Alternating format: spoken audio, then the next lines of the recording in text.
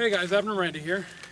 In that drill, you saw me run my gun empty, and when it went empty, I transitioned, did what I needed to do, brought the gun up, loaded it, got back in the fight.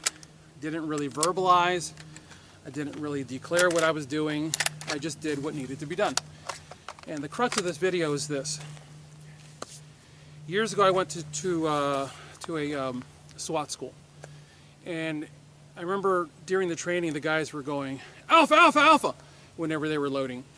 And I think they were calling Bravo when they were up or something like that. And then other places I've been scream, "Loading!" and the guy beside you screams, "Covering." And then you scream, "Up!" when you're up.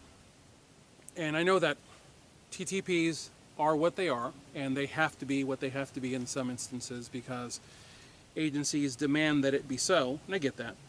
But for the common man, I would say to you, consider not getting into that at all. Because what ends up happening is, in the high-stress environment of this, your brain is computing. It's like when modern computers don't do this as much, especially linear memory computers that are just solid state. But even just a few years, actually no, better example, your phone. When you ask your phone to do one thing too many, especially when you're doing the split screen application on your phone and you're trying to watch a movie and you're trying to text with a friend or whatever, you'll notice that sometimes your video will go chip, chip, chip, chip, chip, chip, chip, and it'll get kind of choppy in your earphones, or your earphones themselves will have difficulty tracking what's going on the screen, and the screen will jink a few times.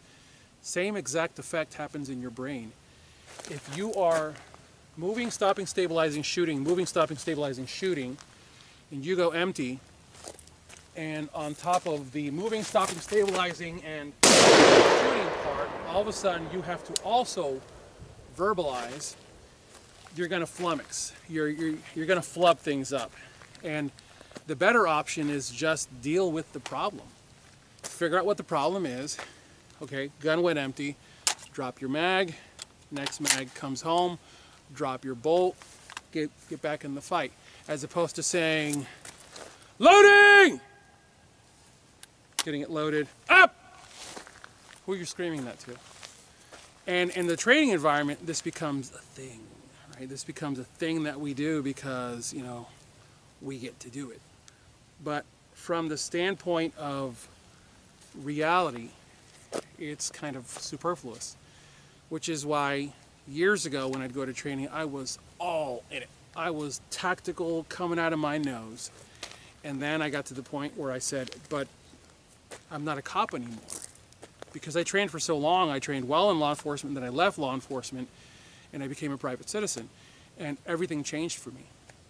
And I said, okay, well, those TTPs are no tactics, what is it? Techniques, tactics, and procedures, TTPs. Those TTPs are no longer a part of my life. I boxed that up in my mind and I set it aside.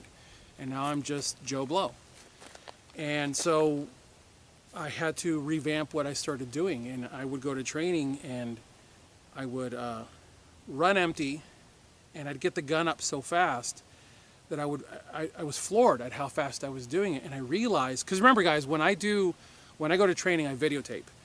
And then I spend days on end. Sometimes I will end up spending 2 to 3 times, like if it's a 16-hour class, sometimes I will spend 2, 3, 4 times that amount of time video editing. So I will see the same lesson over and over and over and over and over and over. And I kept finding that, man, I'm moving faster because I'm not talking. Because the weapon goes empty, I identify the problem, I fix the problem. As opposed to the weapon going empty and then me trying to verbalize to the guy beside me that I've got a problem and I'm fixing the problem. How about just fixing the problem and getting back in the fight? So that's it, you know, nothing monumental, just something to think about. As always, I thank you guys for watching. God bless you all. Get those guns out in practice. Have a good one.